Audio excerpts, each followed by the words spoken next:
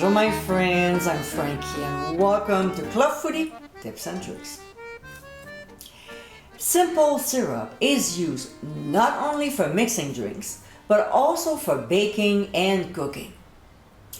As the name suggests, it's easy to make.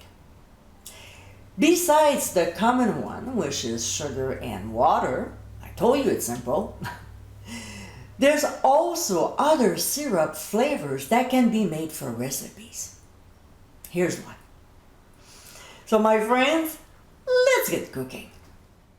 In a medium pot over medium-high heat, we'll add cherries, water, and granulated sugar. We'll stir very well until the sugar is all dissolved.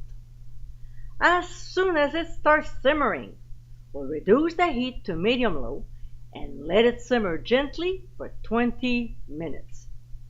During that time, we'll start breaking down the cherries using the tip of a spoon. Or, if you own a meat chopper like this one, this is a great kitchen tool to use.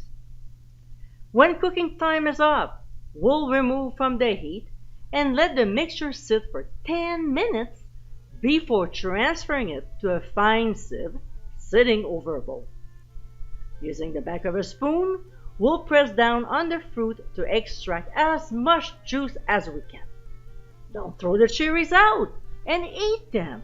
They're delicious. We'll transfer the syrup to an airtight container. As you saw in this video, it's easy to make, plus a great condiment to have on hand. I hope you enjoyed tips and tricks of the day, and for many more, including recipes, visit clubfoodie.com. Until next time, my friends, bon appétit!